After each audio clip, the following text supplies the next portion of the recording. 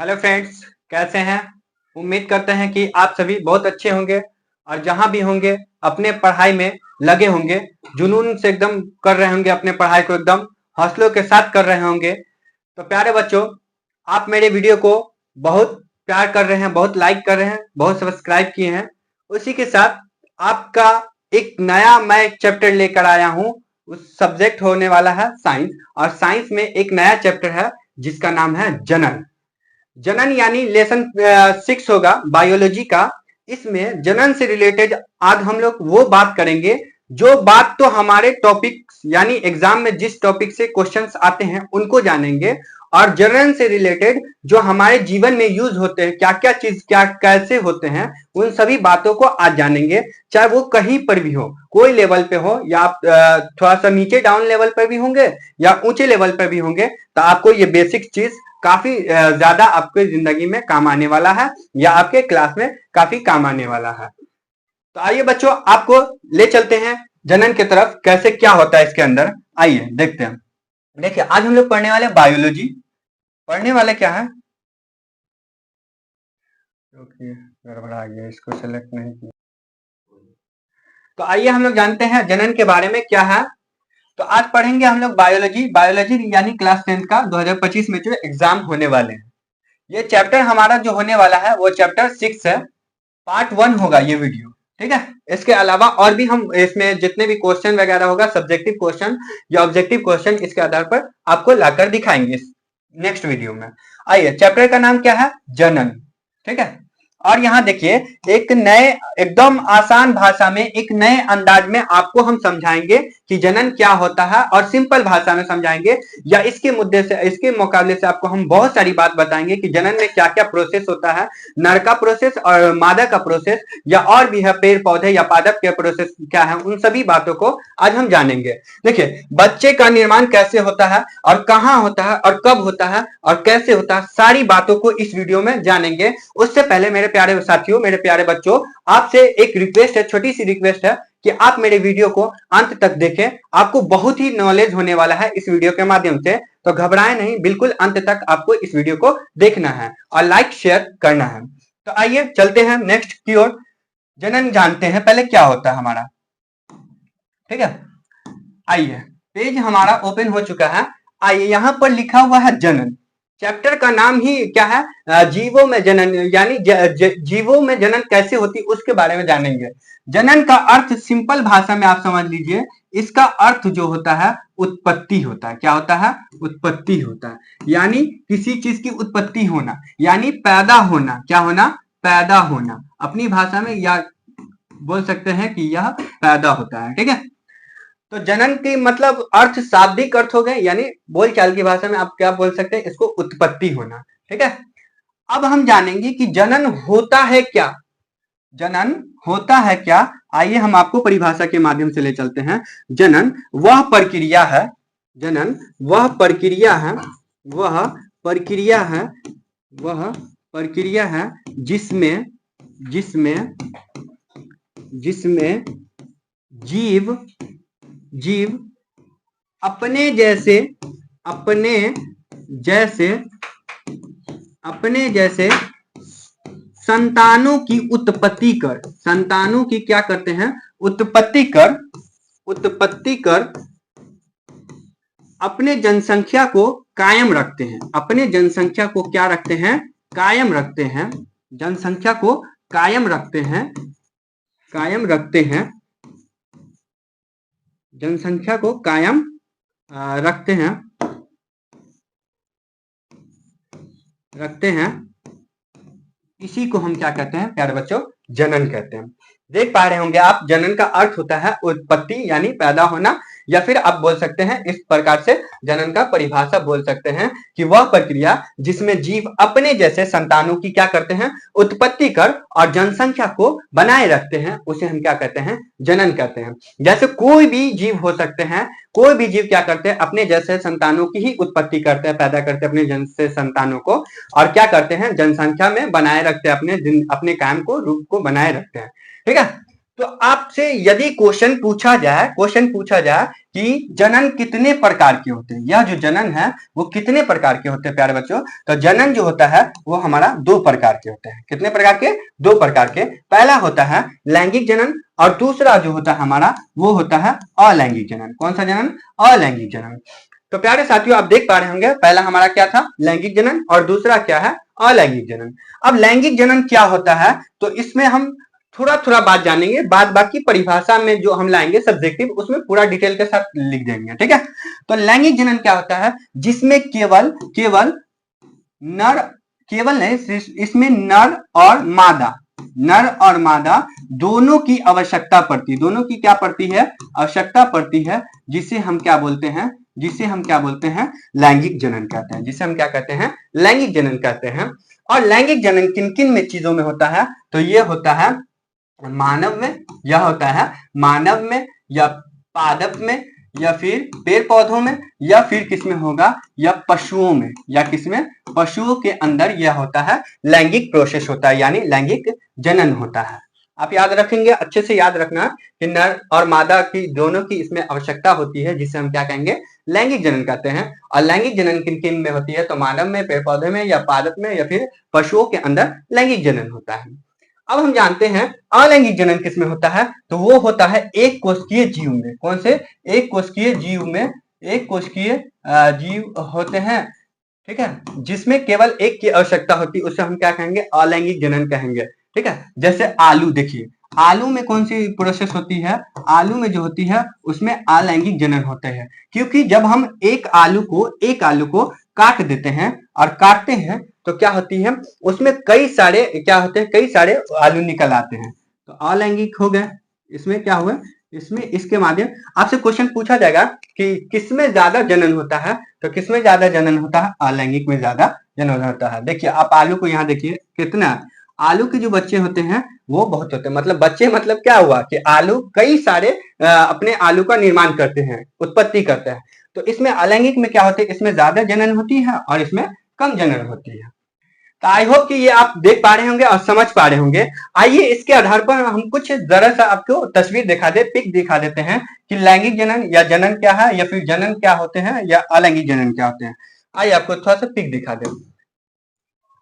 देखो प्यारे साथियों, अभी हमने क्या कहा कि वैसे जीव जंतु जो अपने जैसे संतानों की क्या करते हैं? उत्पत्ति करते हैं और जनसंख्या को कायम रखते हैं, तो उसे हम क्या कहते हैं? जनन कहते हैं। देखिए यहाँ क्या है? ये हमारा शेर है। ये क्या है? शेर है। और शेर क्या कर रहा है? शेर क्या है? यहाँ पर एक पशु हुआ। शेर क्या है? पशु है। और पशु होने के बाद ये क्या कर रहा है? शेर का बच्चा, देखिए दिख रहा है, बेबी।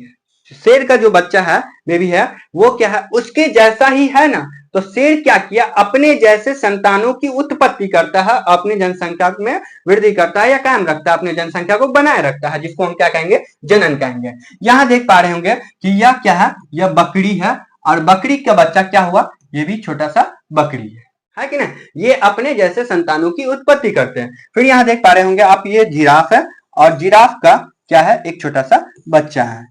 तो ये जो जीव जैसे होंगे वो उनका उत्पत्ति वैसा ही करेंगे, ठीक है। और यहाँ देखिए हाथी, हाथी का बच्चा भी है। तो यहाँ पर हाथी है, हाथी के दो यहाँ पर बच्चे हैं। तो हर जीव अपने अपने जैसे संतानों की ही उत्पत्ति करते हैं, जिसे हम क्या कहते हैं? जनन कहते हैं। आई होप कि आपको बेहतर तरीका से ये समझ में आया होगा। अगर ये समझ में आ गया है तो प्यारे साथियों हम इसके माध्यम से आगे बढ़ते हैं। आइए नेक्स्ट हमारा टॉपिक आता है, आइए देखिए कि आज हम लोग इसके बारे में जानेंगे। देखिए यहाँ पर हमारे शरीर का सारे अंगों का खुल चुका है, सारे अंगों का नाम है, बट यहाँ पर आपको इंग्लिश में है तो घबराना नहीं है। इंग्लिश में ऐसी पिक्चर हम लोग लोड किए हैं, बट इसको हम हिंदी में पूरा तोड़ तोड़ के आगे बताने वाले हैं, ठीक है। देखिए यहाँ पर organs of the human body है, मतलब ह्यूमन इंसान का जो बॉडी होता है उसके सारे ऑर्गन्स दिए हुए हैं, सारे इसके पार्ट्स दिए हुए हैं। द ह्यूमन बॉडी, इधर मानव का ह्यूमन बॉडी है और उसमें भी सारे पार्ट्स दिए हुए हैं। तो आइए हम लोगों को जो जानना है आज, इसमें से कौन सा टॉपिक्स जानना है, तो वो टॉपिक्स होने वाला ये वाला हम लोगों का होने वाला है, ठीक है, ये वाला होने वाला है। और इसमें से ये वाला टॉपिक्स होगा, ये वाला होगा। बाद बाकी टॉपिक्स को आज हम लोग इसमें थोड़ी जानेंगे, वो सब टॉपिक काफी पहले हो चुका है या पहले होता है, चैप्टर्स में आते हैं, ठीक है। तो आज हम जानेंगे इसके बारे में और इसके बारे में, या फिर इसके बारे में या फिर इसके बारे में जानेंगे। तो आइए चलते हैं पहला टॉपिक की ओर। पहला टॉपिक आता है हमारा, देखिए पहला टॉपिक आता है, पहला टॉपिक है, देख पा रहे होंगे आप कि हमारा पहला टॉपिक आ गया है,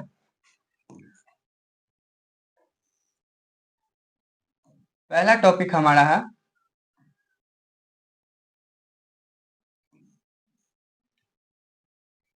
हाँ, पहला टॉपिक हमारा क्या कह रहा है कि देखिए आ गया हमारे पास दो चित्र है प्यारे बच्चों, दो चित्र है जिनमें से हम एक चित्र को छोटा कर दे, एक बड़ा किए हैं। अभी एक के बारे में जानेंगे, फिर दोनों के बारे में जानते हैं, ठीक है।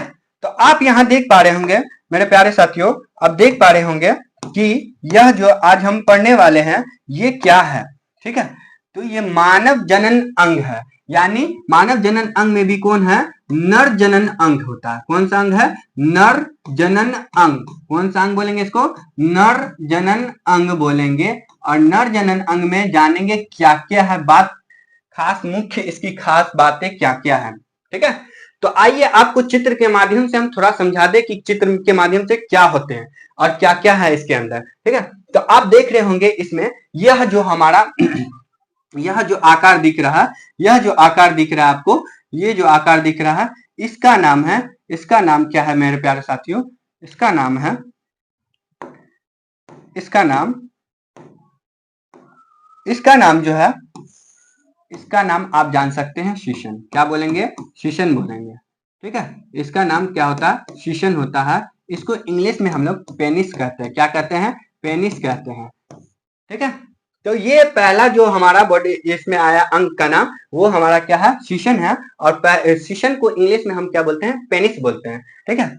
अब यहाँ पर आपको दिख रहा होगा दो गोलाकार दिख रहा होगा। तो ये जो हमारा है, यही हमारा क्या है, विरसन है। क्या है, हमारा विरसन है। ये हमारा विरसन है, ये हमारा क्या है, विरसन है। दोनों साइड हमारा क्या है, विरसन है, ठीक है। ये हमारा क्या है, विरसन है। और विरसन के अंदर जो है, विरसन के अंदर ही क्या अवेलेबल रहते हैं, क्या उपस्थित रहते हैं, विरसन के अंदर क्या उपस्थित रहते हैं, ये देख पा रहे हैं आप। विरसन के अंदर जो अवेलेबल रहते हैं, उपस्थित रहते हैं, वो क्या रहते हैं, तो इसमें जो मौजूद होते हैं, वो मौजूद होते हैं शुक्राणु। क्या होते हैं मौजूद, शुक्राणु, ठीक है। ये विरसन के अंदर पाया जाता है। विरसन के अंदर क्या पाए जाते हैं, तो शुक्राणु मौजूद होते हैं। क्या मौजूद होते हैं, शुक्राणु मौजूद होते हैं, ठीक है। तो आप दो पार्ट्स के बारे में अभी जाने, दो अंगों के बारे में जाने हैं इनमें, ठीक है। आइए आगे चलते हैं। आप यहाँ पर देख पा रहे होंगे, यहाँ पर एक और गोल संरचना है। ये है, ये हमारा कौन सा अंग है, तो इसका नाम जो है प्यारे साथियों, इसका नाम जो है वो है मूत्राशय। क्या नाम है, मूत्राशय। क्या नाम है, मूत्राशय नाम है, ठीक है। इसका नाम आप क्या बोलेंगे, यह मूत्राशय है। और मूत्राशय ही में क्या जमा रहते हैं, मूत्र जमा रहते हैं। इसके अंदर ही क्या जमा रहते हैं, मूत्र जमा रहते हैं, ठीक है। तो हमारा यही जो अंग है, यही खास अंग है। अब क्वेश्चन यहाँ पर उठता है, सवाल उठता है कि किसके कारण नर या लड़का को पहचाना जाता है। तो वो सवाल आपको करेक्ट आंसर बताना है कि लड़के की पहचान और लड़की की पहचान किस टाइप से आप कर सकते हैं। तो इसके बदौलत आप लड़के की पहचान की जा सकती है। विरसन ही जो होता है, यही विरसन के बदौलत हम लोग क्या जान पाते हैं कि वह लड़का है या फिर लड़की है, ठीक है। तो विरसन के अपेक्षा हम लोग इसको जान पाते हैं। और विरसन में क्या मौजूद पाए जाते हैं, तो शुक्राणु मौजूद होते हैं। आपसे क्वेश्चन पूछा जाएगा विरसन के अंदर क्या पाए जाते हैं, तो विरसन के अंदर शुक्राणु पाए जाते हैं। और शुक्राणु क्या करता है, शुक्राणु का काम है भ्रूण का निर्माण करना। क्या चीज का निर्माण करना, भ्रूण का निर्माण करना। यानी शुक्राणु, इसको इंग्लिश में हम स्पर्म भी बोलते हैं। क्या बोलते हैं, स्पर्म भी बोलते हैं। जो क्या करता है, स्पर्म के बदौलत ही बच्चे को जन्म दिया जाता है, ठीक है। जब वो आगे प्रोसेस बताएंगे कैसे क्या होता है, बट भ्रूण का निर्माण इसके बदौलत ही होगा नर जननांग में, ठीक है। तो देखिए आप समझ पा रहे होंगे कि अब यहाँ पर एक और चीज दिख रहा होगा कि नली दिख रहा है आपको, ये ये एक नली दिख रही है, ये नली दिख रही है आपको, यहाँ पर भी इस साइड से भी एक नली दिख रही है। तो नली में क्या है, आपको क्वेश्चन पूछा जाएगा, क्या सर जी इस नली के माध्यम से क्या जाएगा, तो इस नली के माध्यम से क्या जाएगा प्यारे बच्चों, इस नली के माध्यम से यानी जो हमारा शुक्राणु जो निर्माण हुआ है वह शुक्राणु को क्या करेंगे, इस नली के माध्यम से यहाँ आएगा और यहाँ से आते आते यहाँ आएगा, फिर आने के बाद इसको निष्कासित कर देगा। क्या कर देगा, निष्कासित कर देगा, यानी निकाल देता है। तो शुक्राणु का निकलना किससे होता है, इन्हीं नलिकाओं के माध्यम से क्या होता है, शुक्राणु बाहर आते हैं। और किसके जरिए बाहर आते हैं, तो वो शीशन के बदौलत बाहर निकलते हैं। ठीक है। और मूत्र जो होते हैं, मूत्र का भी यह क्या करता है, शीशन का मेन काम है, दो मेन काम है, एक क्या करना, शुक्राणु को बाहर निकालना, शुक्राणु को देख पा रहे आप बाहर निकाला, ठीक है। बाद बाकी और मूत्र जो है, यहाँ पर मूत्र को भी ये क्या करता है, शरीर से बाहर निकालता है, कौन, शीशन निकालता है। बाद बाकी आपको शीशन का अदरवाइज कोई काम नहीं होता है, यही सिर्फ काम है कि शीशन क्या करते हैं, मूत्र का निष्कासित करता है या फिर शुक्राणु का निष्कासित करता है। आई होप कि ये आप समझ पा रहे होंगे जितनी बातों को अभी हमने बताया। ठीक है। अब इनसे रिलेटेड और भी बातों को जानेंगे। देखिए, ये जो शुक्राणु है, यह जो शुक्राणु है, कहता है कि शुक्राणु कब परिपक्व हो जाता है, कितने साल की आयु में, क्वेश्चन पूछाएगा कि कितने साल की आयु में शुक्राणु परिपक्व हो जाता है, परिपक्व हो जाता है। तो याद रखना है प्यारे साथियों, प्यारे बच्चों, याद रखना है वो 12 साल की आयु में, 12 वर्ष की आयु में ये क्या हो जाता है, परिपक्व हो जाता है। ठीक है। और 12 वर्ष की जो आयु रहती है उसमें क्या हो जाता है, एक लड़का क्या बनने, बाप बनने योग्य हो जाता है। तो हल्का फुल्का होता है, पूरा तौर पे नहीं होता, जिस प्रकार से हमारी उम्र बढ़ती जाएगी उस प्रकार से बनना स्टार्ट हो जाता है। ठीक है। तो 12 वर्ष की आयु तक में ये क्या हो जाता है, शुक्राणु का परिपक्व हो जाता है। ठीक है। अब देखेंगे प्यारे साथी, इसमें और भी बातें हैं। ये जो अंग है, ये जो अंग है, ये कहाँ दिख रहा है, शरीर के सबसे नीचे की ओर होता है। आपको याद रखना है कि विरसन जो होते हैं या शुक्राणु विरसन के जो अंदर मौजूद होते हैं, या हमारा जो शीशन होता है वो किस साइड होता है, वो नीचे की ओर होता है, शरीर के नीचे की ओर होता है और दोनों जांघाओं के बीच होता है, व्यवस्थित किया जाता है इसको। ठीक है। अब ये नीचे की ओर क्वेश्चन सवाल उठ जाएगा कि ये नीचे की ओर ही क्यों होता है। यह विरसन जो है, ये विरसन जो है केवल नीचे की ही ओर क्यों पाया जाता है, तो इसका एक रीजन है कि हमारे शरीर का तापमान कितना होता है, पहले ये बताइए। तो हमारे शरीर का जो तापमान होता है वो कितना होता है, शरीर का तापमान आपसे पूछा जाए तो शरीर का जो तापमान होता है, टेम्परेचर होता है, आपको याद रखना है वो 37 डिग्री सेल्सियस ताप होता है। कितना डिग्री, 37 डिग्री सेल्सियस ताप होता है। और शरीर का तापमान इतना अधिक होने के कारण हमारा जो ये है विरसन, इसको क्या नहीं कर पाएगा, झेल नहीं पाएगा, यानी इतनी गर्मी को बर्दाश्त नहीं कर पाएगा, इतनी गर्मी को क्या नहीं कर पाएगा, बर्दाश्त नहीं कर पाएगा। और बर्दाश्त नहीं करेगा तो हमारे जो शुक्राणु है ये क्या हो जाएंगे, मर जाएंगे। क्या हो जाएंगे, मर जाएंगे। और जब मर जाएंगे तो क्या ये बच्चे को जन्म देने योग्य रहेगा, नहीं रहेगा। ठीक है। तो इसलिए इसको कहाँ रखा जाता है, शरीर के सबसे निचली हिस्सा में रखा जाता है। और आपसे यदि क्वेश्चन पूछा जाए कि सर शरीर का तापमान 37 डिग्री होता है तो विरसन का तापमान कितना आता है, विरसन का तापमान जो होता है प्यारे साथियों, विरसन का तापमान आपको 35 डिग्री सेल्सियस याद रखना है। कितना होता है, विरसन का तापमान 35 डिग्री सेल्सियस होता है। यहाँ पर हम लिख दे रहे हैं, विरसन का जो तापमान होता है वो 35 डिग्री सेल्सियस ताप होता है। तो याद रखना है, इतनी बातों को आपको एकदम हरगिज याद रखना है। ये आपका सवाल बनता है, बार बार सवाल बनता है एग्जाम में, या फिर ये आपको नॉलेज से भी वास्ता रखेगा, नॉलेज में भी रखना है। ठीक है। तो हमने जाना कि यह शरीर के निचली हिस्सा में होती है और जो दोनों जांघाओं के बीच लटकती रहती है, यह व्यवस्थित होता है। और शरीर का तापमान ज्यादा होने के कारण इसकी तापमान थोड़ा सा क्या होते हैं, कम होते हैं, 2 डिग्री के करीब कम होते हैं, सेल्सियस कम होते हैं, इसलिए इसको नीचे की ओर व्यवस्थित किया जाता है। अगर शरीर का तापमान की बदौलत उतना तापमान किसका हो, विरसन का तापमान हो, तो ये क्या होंगे, मर जाएंगे और सारे हमारे शुक्राणु नष्ट हो जाएंगे। तो आई होप कि जितनी बातें थी आपको समझ आ चुका होगा। अगर समझ में आ गया है तो आगे हम लोग बढ़ेंगे, इस पर और जितने भी सवाल आएंगे उसको बाद में हम बताते हैं। आइए देखते हैं कुछ। देखिए यहाँ पर फिर से हमारा खुला है, विल्सन से ही रिलेटेड एक और पॉइंट्स आता है। देख पा रहे होंगे आप कि यहाँ पर हमने एक फिगर बनाया, एक चित्र बनाया। जो हमारा पहला क्या है, ये हमारा क्या है, ये हमारा विल्सन है। ये हमारा क्या है, विल्सन है। ये हमारा विल्सन है। ये क्या है, विल्सन है। और ये भी क्या है, विल्सन है। ठीक है। तो विल्सन के अंदर क्या मौजूद होते हैं, विल्सन के अंदर मौजूद होते हैं यही शुक्राणु।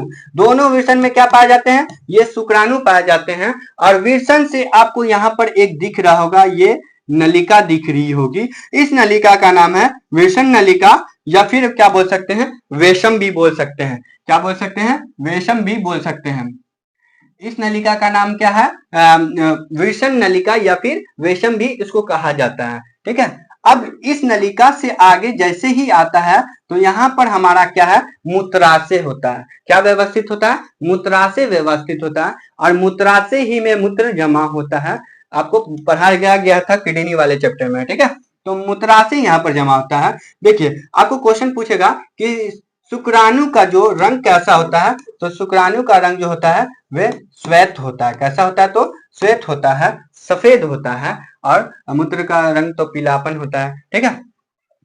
आइए यहाँ से फिर एक और दिख रहा होगा आपको, एक यहाँ पर एक नली आया है, इसका नाम है पोस्टेड ग्लैंड। क्या नाम है, पोस्टेड ग्लैंड है। पोस्टेड ग्लैंड का आगे काम बताते हैं। और ये जो आपको दिख रहा होगा, ये हमारा क्या है, यही हमारा शीशन है, जो क्या करता है, मूत्र को या फिर हमारे किसको, शुक्राणु को शरीर से बाहर निकालता है। देखिए इस टाइप से बाहर निकल जाता है। ठीक है। तो ये बात आपको समझ आ रहा होगा। ठीक है।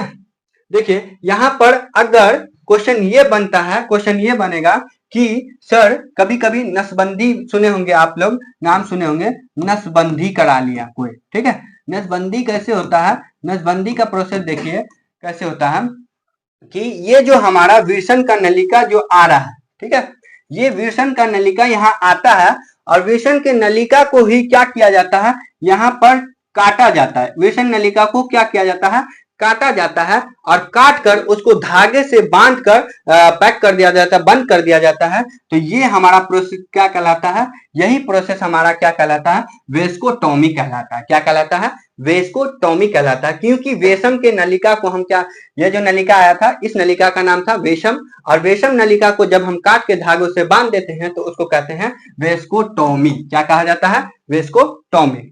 तो याद रखेंगे यही पोस्टेड ग्लैंड क्या करता है कि इस नलिका को कटता है। इसके बाद ये पोस्टेड ग्लैंड क्या करता है, एक साथ दोनों चीज को बाहर नहीं आने देता है। जैसे आप कभी कभी सोच पाएंगे या सवाल उठता है कि क्या सर जी हम शुक्राणु को और मूत्र को इकट्ठा बाहर कर सकते हैं शरीर से, तो नहीं, केवल एक चीज को ही आप बाहर निष्कासित कर सकते हैं। चाहे वह शुक्राणु को बाहर निष्कासित कर सकते हैं या फिर किसको कर सकते हैं, मूत्र को बाहर निष्कासित कर सकते हैं।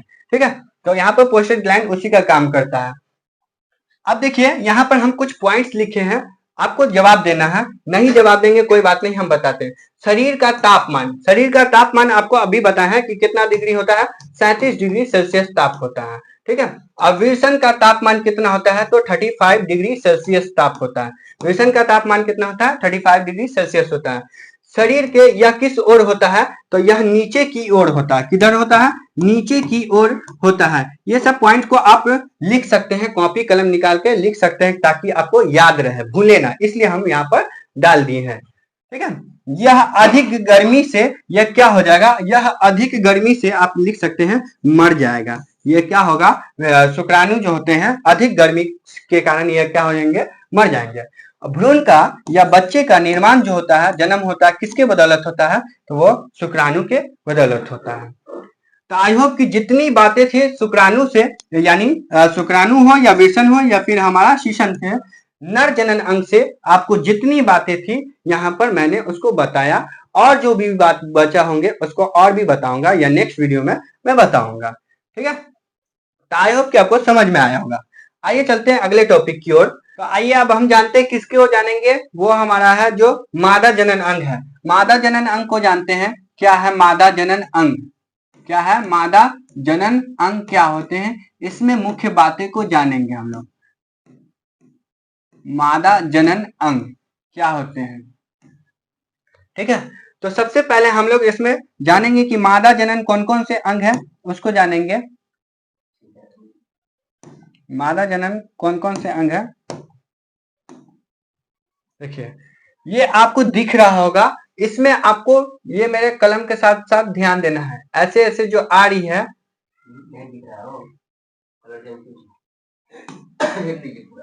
पूरा रेड नहीं, पीला लेंगे,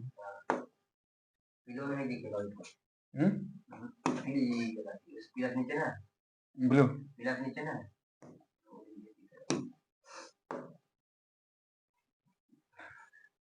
तो आइए आपको दिख रहा होगा, कुछ हम दिखाते हैं। यहाँ देखिए, ये ऐसे ऐसे जो नलिका आ रही है, या ये ऐसे ऐसे जो स्ट्रक्चर है, बना हुआ बनावट है, ये क्या है, इसका नाम जो है प्यारे साथियों, इसका नाम है योनि। क्या नाम है, योनि।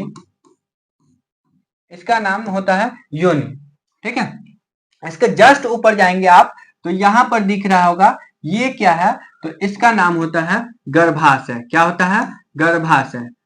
ठीक है, इसका नाम है गर्भाशय। आप देख पा रहे होंगे, ये हमारा हो गया पहला नाम, क्या हुआ, पहला अंग कौन सा हो गया, योनि हो रहा है, और दूसरा क्या है, गर्भाशय। ठीक है, अब गर्भाशय के बाद आपको देखना है, और भी इसमें कई चीज दिख रहा होगा। तो ये जो आपको दिख रहा है, ये क्या है, फैलोपियन नलिका है। क्या नाम है, इसका नाम फैलोपियन नलिका होता है। फैलोपियन नलिका इसका नाम है। देखिए ये दोनों साइड होता है, यह जो नलिका होता है ये इस साइड भी है और इस साइड भी है, ये दोनों साइड नलिका है, जिसका नाम क्या है, फैलोपियन नलिका होता है। ठीक है, अब इसके अलावा यहाँ पर एक और चीज आपको दिख रहा होगा, दोनों ओर दिख रहा है, इसका नाम क्या होता है, इसका नाम जो होता है प्यारे साथियों, इसका नाम होता है अंडाशय। क्या होता है, इसका नाम जो है हमारा अंडाशय। क्या नाम है, अंडाशय।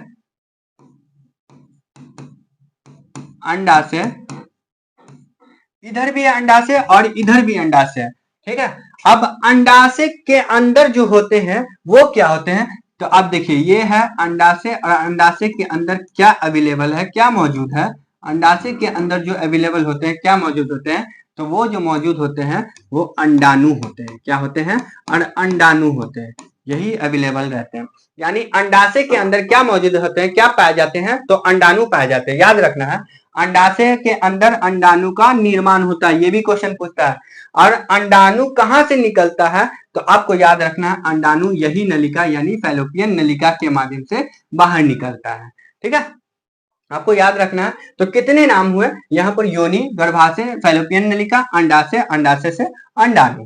ठीक है, अब इसके अलावा और भी पार्ट्स है जिसको आगे थोड़ा थोड़ा करके बताएंगे। ठीक है, पहले इसके बारे में जानते हैं। देखिए, अब ये गर्भाशय क्या होता है, आपको ये जानना है। गर्भाशय जो होता है, इसमें क्या होता है, भ्रूण का निर्माण होता है। इसमें किसका निर्माण होता है, भ्रूण मतलब बच्चे का निर्माण होता है। किसका निर्माण होगा, बच्चे का निर्माण होता है। गर्भाशय ही में भ्रूण का निर्माण होता है, क्वेश्चन पूछा जाएगा आपको। ठीक है, और ये गर्भाशय का जब स्त्री गर्भ धारण की रहती है, तो उस समय इसकी क्या होती है, चौड़ाई 8 से लेकर 10 सेंटीमीटर होती है। इसकी चौड़ाई जो होती है 8 से 10 सेंटीमीटर होती है, याद रखना है। और जब महिला प्रेग्नेंट हो जाती है, या गर्भाशय से पहले 8 से 10 सेंटीमीटर, और जब प्रेग्नेंट हो जाएगी तो वो तकरीबन 20 सेंटीमीटर तक जाता है। कितने सेंटीमीटर तक, 20 सेंटीमीटर तक जाता है। और वो 20 सेंटीमीटर तक कब जाता है, तो आपको याद रखना है 8वें मंथ में। कैवें मंथ में, 8वें महीने में ये क्या होता है, 20 सेंटीमीटर तक का हो सकता है गर्भ धारण के बाद। ठीक है, जिसके कारण क्यों होता है, क्योंकि यह इसमें भ्रूण का निर्माण हो चुका रहता है। तो आपको याद रखना है इसकी चौड़ाई कितनी होती है, 8 से 10 सेंटीमीटर, और ये जब गर्भ धारण हो जाती है तो 8वें महीने में 20 सेंटीमीटर तक का हो जाता है। आइए और जानते हैं इसमें क्या पूछ देगा सवाल, कि गर्भ के अंदर जो भ्रूण बनते हैं, उस भ्रूण का सबसे पहले कौन सा अंग बनता है गर्भ के अंदर। आपको याद रखना, एक से एक चीज आपको समझने वाली बात है। ठीक है, तो गर्भ के अंदर जो भ्रूण बनते हैं, उसमें सबसे पहले किस अंग का निर्माण होता है, तो वो होता है हृदय का निर्माण होता है। किसका निर्माण होता है, हृदय का निर्माण होता है। और जब हृदय का निर्माण होता है, तो बच्चे क्या करते हैं, धड़कन करते हैं, माँ के पेट में धड़कन करते हैं, और धड़कन करने के बाद क्या करते हैं, जब सांस लेते हैं तो माँ को क्या आती है, विचलित आती है, यानी विचलन होती है, उल्टी हो जाती है, वोमिटिंग होती है, और सब हम लोग क्या कहते हैं कि हाँ आप घर में खुशियां आने वाले। तो पहले उसका अंग कौन सा बनेगा, हृदय का निर्माण होता है, हृदय बनता है। अब देखिए, अब इसमें और भी बहुत सारे क्वेश्चन है। क्वेश्चन यह उठता है, क्वेश्चन यह उठता है, थोड़ा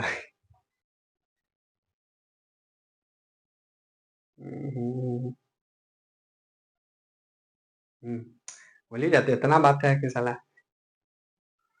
तो देखिए प्यारे साथियों, जब हृदय का निर्माण हुआ मतलब बच्चे का हृदय का अंग तैयार होता है। अब जानेंगे, देखिए क्वेश्चन ये भी आता है कि क्या सर इस वाले क्या है, ये वाला अंडाशय है, और अंडाशय में क्या दोनों अंडाशय में अंडाणु का निर्माण इकट्ठा होता है क्या? तो नहीं प्यारे बच्चों, अंडाशय जो है इसमें अंडाणु का जो निर्माण होता है केवल एक महीना में, केवल एक महीना में एक ही ओर होता है, केवल एक महीना में एक ही ओर होता है, और दूसरे महीने में दूसरी ओर होगी।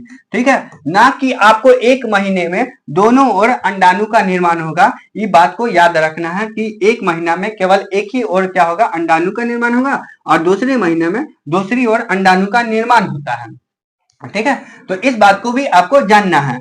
अब इससे रिलेटेड और भी बात आता है जो आगे बताते हैं, नेक्स्ट चलते हैं हम लोग आगे।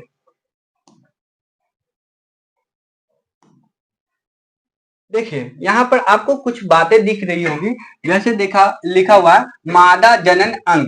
ठीक है, यहाँ पर हमने बनाया मादा जनन अंग का एक चित्र बनाया छोटा सा। देखिए ये हमारा क्या है, अंडाणु है, अंडाणु दोनों साइड हो गया, एक ये और एक ये। ठीक है, अंडाणु दोनों साइड है, अंडाणु अंडाशय के अंदर अंडाणु दोनों साइड है, और ये क्या है, गर्भाशय की दीवार। गर्भाशय का कितना चौड़ा, 8-10 सेंटीमीटर, और इसमें अंडाशय में क्या बनते हैं, अंडाणु बनते हैं।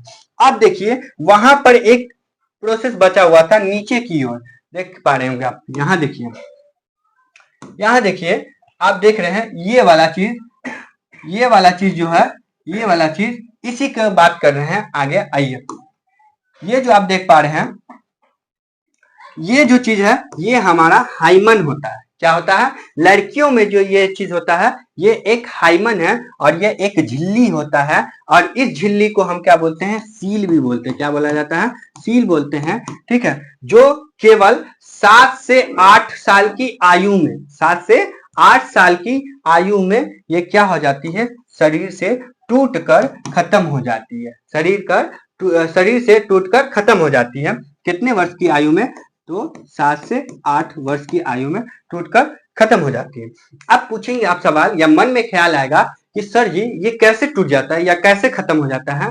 तो प्यारे बच्चों याद रखना है, यह सबसे ज्यादा साइकिल चलाने से, किस चीज को चलाने से, साइकिल चलाने से, या फिर आप योगा करने से, या फिर खेल कूद करने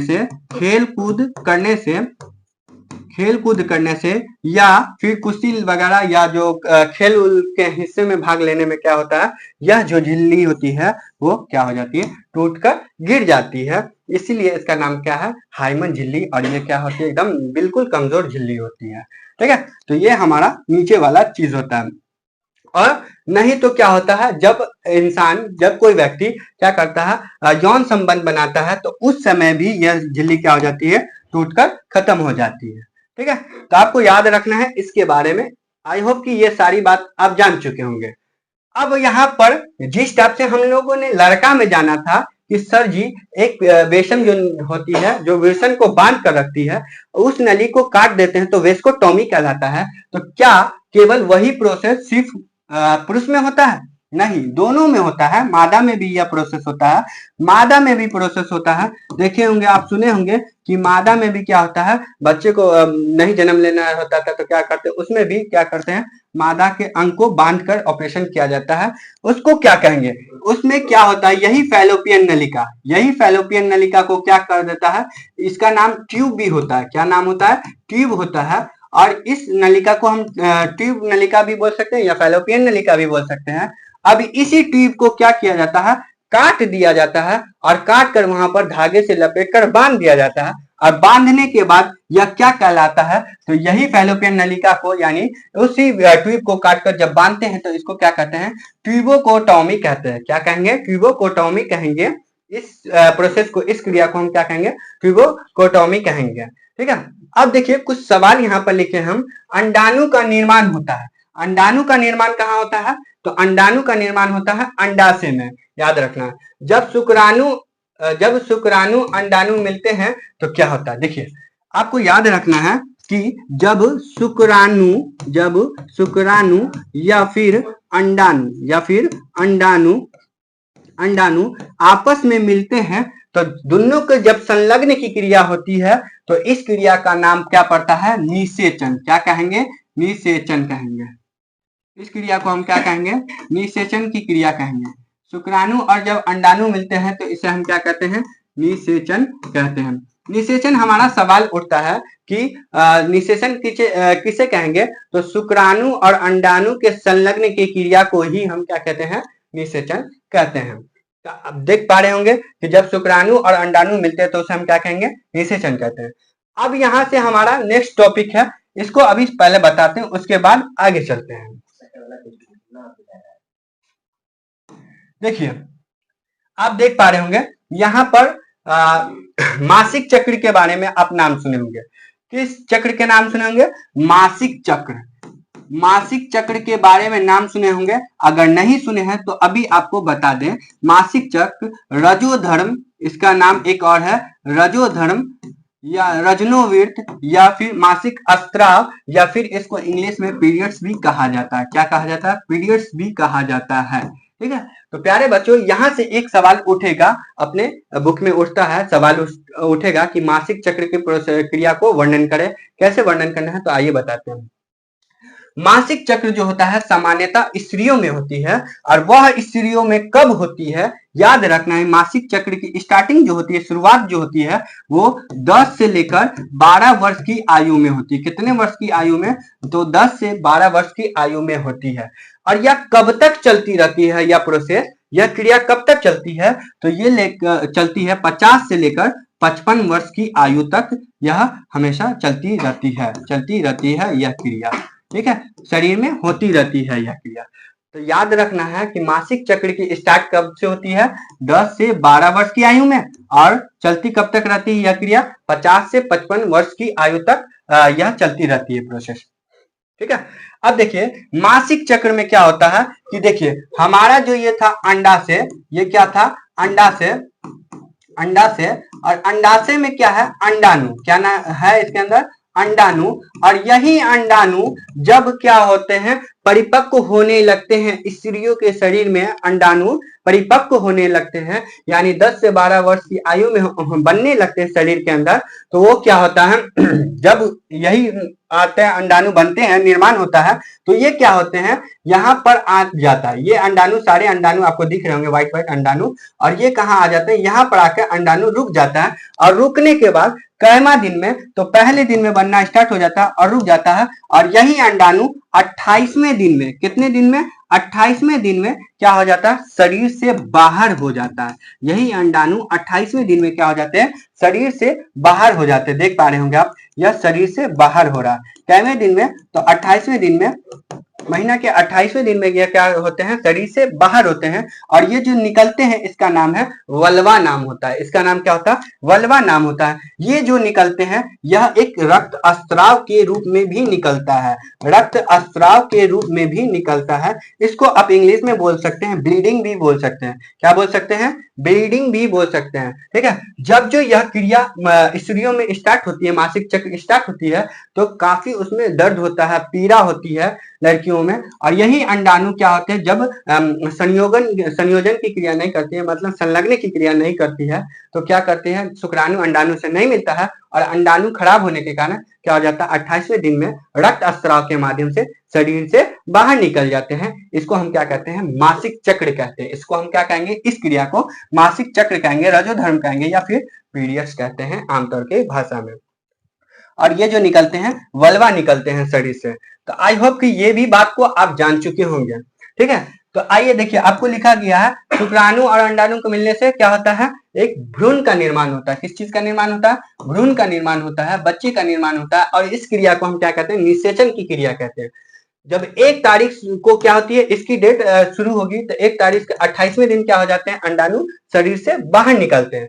अंडाणु शरीर से बाहर निकलना क्या कहलाता है, यही कहलाता है मासिक स्राव या फिर मासिक चक्र कहलाता है। यह अब देखिए, अनियमित पीरियड्स का मतलब क्या होता है, देखिए कभी कभी किसी व्यक्ति का, कभी कभी किसी लड़की का क्या होता है, आता है 25 को, उसका मासिक डेट रहता है 25 का, तो वो क्या हो जाता है, 25 को ना आकर उससे ज्यादा जैसे 30 को आना, या फिर पहले कितना आ जाना, 24 को, 12 को, 15 को, इस टाइप से जो आती है प्रक्रिया होती है, इसको हम कहते हैं अनियमित पीरियड्स। इसको क्या कहेंगे, अनियमित पीरियड्स कहते हैं। इस दौरान ये गलत लक्षण आता है शरीर में, ये होगा अगर ऐसी प्रोसेस हो रही, ऐसी क्रिया हो रही है आपके शरीर में, तो आपको ख्याल रखना है यह गलत लक्षण है, ठीक है। ना कि आपको जो डेट है उसी में आना ही सही लक्षण है, ना कि पहले या बाद में। 1-2 दिन का मसला रहेगा तो कोई बात नहीं है, वरना आपको ख्याल रखना है, इसके बदौलत आपको डॉक्टर से सलाह लेना पड़ेगा या मशवरा लेना पड़ेगा, ठीक है। आइए आगे चलते हैं। कहता है पीरियड्स के 5 दिन और 5 दिन बाद, देखिए हाँ, जब जो आप सवाल उठता है कि क्या सर जी पीरियड्स जो आते हैं इस डेट में, माना कि आया 25वें दिन में आया, माना कि 25वें दिन में किसी को आता है पीरियड्स आता है, तो इससे 5 दिन हो गया 30, और इससे पहले 20, ठीक है। तो इतने दिन में क्या होगा, आप जब सेक्सुअल रिलेशन करेंगे या तो इसमें भ्रूण का निर्माण नहीं होगा। क्यों नहीं होगा, क्योंकि यहाँ पर से जो अंडाणु निकलते हैं, इस डेट को जो अंडाणु निकलेंगे, वो अंडाणु क्या हो जाते हैं, वो अंडाणु खराब होते हैं, और खराब होने के कारण क्या हो जाता है, शरीर से रक्त स्राव के माध्यम से बाहर निकल जाते हैं। तो आपको ख्याल रखना है कि इससे 5 दिन पहले और उस डेट तक या उसके 5 दिन बाद क्या होता है, इसमें भ्रूण का निर्माण नहीं होगा, यानी गर्भधारण रूप नहीं कर पाएगी स्त्री, ठीक है। तो आइए फिर देखते हैं। हाँ, यहाँ पर थे हम लोग। तो आई होप कि ये सारी बात आपको जान पाए होंगे कि मासिक चक्र क्या होता है, मासिक धर्म क्या होता है, रजो धर्म क्या होता है, या फिर पीरियड्स क्या होता है। और भी बात आपको अगर जानना हो तो और हम बताते हैं इसमें, और बातें आ जाते हैं हमारी। देखिए अब इनके बारे में जानना है, किनके बारे में, जुड़वा के बारे में। आइए, जुड़वा से पहले हम आपको दिखा दें, यहाँ पर आपको दिखाते, फिर से आएंगे एक दफा, इसी में आएंगे, ठीक है। जुड़वा का कैसे निर्माण होता है, देखिए तो आप देख पा रहे होंगे कि यहाँ पर अगर आपसे क्वेश्चन मन में ख्याल भी ये भी आएगा कि क्या सर जी बच्चे जो जन्म लेते हैं तो कभी कभी जुड़वा बच्चे जन्म ले लेते हैं, ऐसा कैसे होता है या फिर कब होता है, तो आपको बताते हैं हम कि मानव शरीर में देखिए, जब यानी स्त्री के शरीर में अंडाणु का जब निर्माण होता है और अंडाणु का निर्माण होता है, तो यहीं से अंडाणु यहाँ जाते हैं, फैलोपियन नलिका में जाती है, और फैलोपियन नलिका के बाद कहाँ जाती है, गर्भाशय की दीवार में जाती है, गर्भाशय में जाती है। और यहाँ से हमारा क्या जाएगा, यहाँ से हमारा शुक्राणु जाता है। शुक्राणु देख पा रहे होंगे आप, यहाँ पर पूंछी वाला है, ठीक है, और अंडाणु ये हमारा हुआ, ठीक है। जब शुक्राणु और अंडाणु इकट्ठा मिलते हैं तो एक भ्रूण का निर्माण होगा। किसका निर्माण होगा, एक भ्रूण का निर्माण होगा। केवल शुक्राणु और अंडाणु एक साथ निर्माण मिलेंगे, संलग्न क्रिया होगी, तो उसमें केवल एक भ्रूण का निर्माण होगा, एक भ्रूण बच्चे पैदा होंगे, ठीक है। और जब यही भ्रूण जुड़वा की बात आएगी, तो जुड़वा में क्या हो जाती है प्रोसेस, देखिए जुड़वा में होती है कि एक अंडाणु को यदि हम बीच से काट दिए, ठीक है, ये हमारा अंडाणु था बड़ा सा, और इसको क्या करेंगे, अंडाणु को हम काट देंगे बीच से काटेंगे, यानी आधा होने के बाद वही अंडाणु कहाँ जाएगा, किससे मिलेगा, विरसन से नहीं, सॉरी, शुक्राणु से मिलेगा, और शुक्राणु से मिलकर कहाँ जाएगा, गर्भाशय में जाएगा। गर्भाशय में आया, अंडाणु टूटकर 2 भागों में बट गया। अब यही 2 भागों में बटेगा तो शुक्राणु क्या करता है, अंडाणु से मिलता है, और मिलने के बाद क्या कर देता है, जुड़वे बच्चे का निर्माण करता है। यहाँ पर जुड़वे बच्चे का निर्माण होता है, यानी जुड़वा बच्चा पैदा लेता है, ठीक है। अब इसमें आप ये डाउट में होंगे कि क्या सर जी जुड़वा जो बच्चे जन्म लेते हैं, तो सर जी उसमें ये भी आता है कि लिंग क्या सेम होंगे, हाँ, तो इस प्रकार में लिंग जो होंगे इसका क्या होगा, सेम होंगे।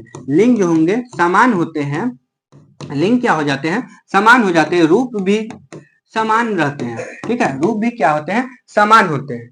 अब बोलेंगे कि नहीं सर जी, ऐसा भी होता है, कभी कभी जुड़वा बच्चे जन्म लेते हैं और उसका लिंग क्या हो जाते हैं, अलग होते हैं, एक लड़का होता है तो एक लड़की हो जाता है। ठीक है, ऐसा क्यों होता है? और कभी कभी ये भी देखा गया एक गोरा है तो एक काला है, ऐसा क्यों होता है? तो आइए इसको भी जान लेते हैं कि आपको पता होना चाहिए कि स्त्रियों में या पुरुषों में, जो पुरुषों में क्या बनते हैं, शुक्राणु बनते हैं। क्या बनते हैं? क्या बनते हैं? शुक्राणु बनते हैं। और यही शुक्राणु जो होता है ये लाखों की संख्या में बनते हैं। किसमें? वृषण के अंदर में लाखों की संख्या में बनते हैं। जब हमारा शुक्राणु लाखों की संख्या में जाते हैं, किसमें जाते हैं? योनि में जाते हैं। और योनि के बाद क्या होते हैं? अंडाणु से मिलते हैं। तो उसमें लाखों की संख्या में नहीं मिलते हैं, केवल एक शुक्राणु जाकर अंडाणु से मिलता है। और अंडाणु भी क्या होते हैं? लाखों की संख्या में निकलती है। कहां से? अंडाशय से निकलती है, फैलोपियन नलिका में जाती है और गर्भाशय में तब जाती है। और लाखों की संख्या में जाने के बाद क्या होती है? केवल एक अंडाणु एक शुक्राणु से मिलता है। जो सबसे शक्तिशाली होगा, जो सबसे ताकतवर होगा, वही मिलेगा, तब जाकर भ्रूण का निर्माण होता है। अब उनमें हम बता है कि एक अंडाणु यानी एक अंडाणु और एक शुक्राणु जब आधा आधा हो जाएंगे, ठीक है, तो इसमें जुड़वा बच्चे होंगे, उसका रंग रूप समान होगा, लिंग समान होगा। बट यही में अब जुड़वा बच्चे होंगे तो उसका रंग रूप और लिंग कैसे असमान हो जाता है? तो देखिए यहाँ पर कभी कभी देख पा रहेंगे, आप देख पाइएगा कि यहाँ पर अंडाणु दो हो गया और एक ये है और एक ये है, दो अंडाणु और दो शुक्राणु। जब दो अंडाणु और दो शुक्राणु मिल जाते हैं तो क्या हो जाते हैं? जुड़वा बच्चे जन्म लेंगे। ठीक है, जुड़वा बच्चे यहाँ पर भी जन्म लेंगे। बट इनका क्या होगा? एक अंडाणु अलग था, एक अंडाणु अलग है, एक शुक्राणु अलग है, एक शुक्राणु अलग है, दोनों का गुण अलग अलग होगा। ठीक है, इसके कारण क्या हो जाते हैं? लिंग भी क्या हो जाते हैं? असमान हो जाते हैं। लिंग क्या हो जाते हैं? असमान हो जाते हैं। और लिंग असमान होने के कारण रूप भी क्या हो जाते हैं? असमान हो जाते हैं।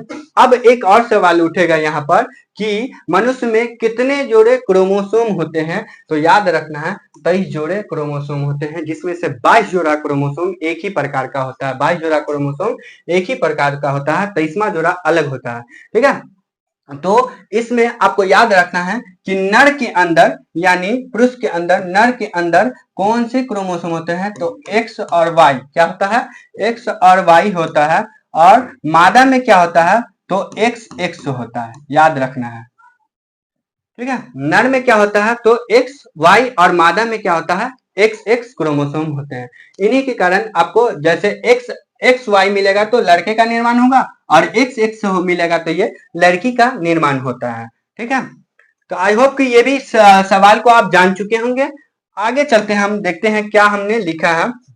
देखिए यहाँ पर कुछ पॉइंट्स लिखे हैं कि जुड़वा बच्चे जन्म कैसे लेंगे? जब एक अंडाणु और एक शुक्राणु मिलकर बनेंगे, मिलेंगे, इकट्ठा होंगे, तो वो क्या होते हैं? टूट जाते हैं। अभी तो बताए थे एक अंडाणु क्या होते हैं? टूटते हैं। और टूटते मतलब आधा होते हैं। आधा होने के बाद क्या हो जाता है? वो एक जुड़वा बच्चे को जन्म देते हैं। ठीक है, तो उसका लिंग क्या हो जाता है? सेम होता है। वहां पर लिंग क्या होगा? समान होगा। बट जब दो अंडाणु और दो शुक्राणु को मिलेगा तो उसका बच्चा क्या होंगे? जुड़वा होंगे। बट बच्चा का लिंग क्या हो जाएगा? समान नहीं होगा, मतलब अलग हो जाएगा, और वो देखने में भी क्या होगा? अलग होगा। ठीक है, तो आई होप कि आपको ये सारे क्वेश्चन, जितने भी हमने क्वेश्चन बताया, इसमें जितने भी क्वेश्चन आपको सॉल्व कराया है, जितने भी क्वेश्चन, सभी क्वेश्चन आपको एकदम दिमाग में छप गया होगा। देखिए प्यारे बच्चों, एक टॉपिक थोड़ा सा नहीं, थोड़ा सा और वक्त लेंगे। थोड़ा सा वक्त में यह देखना है कि अभी हमने जाना कि जब एक्स एक्स किसके अंदर पाया जाता है? लड़की के अंदर पाया जाता है। एक्स एक्स क्रोमोसोम लड़की के अंदर होता है, और एक्स वाई जो होता है वो लड़का के अंदर होता है। ठीक है, यह किसके अंदर होता है? लड़का के अंदर होता है। अब आप सोचते होंगे कि सर जी बच्चे का जो जन्म होता है वो लड़का कैसे होता है या फिर लड़की कैसे होता है? तो आपको याद रखना है कि जब लड़की का कौन सा एक्स एक्स किसके लड़का के एक्स से मिलेगा, लड़की का एक्स लड़का के एक्स से मिल जाएगा, तो ये किस चीज का निर्माण करेगा? लड़की को उत्पन्न करेगा। ठीक है, अब जब लड़का का y और लड़की का x मिलेगा, जब लड़का का x और y मिलेगा तो ये किसका निर्माण करेगा? लड़का का निर्माण करेगा। ठीक है, इसमें एक्स एक्स मिलेगा तो लड़की का निर्माण करेगा, और एक्स वाई मिल जाएगा तो किसका निर्माण करेगा, लड़का का निर्माण होता है।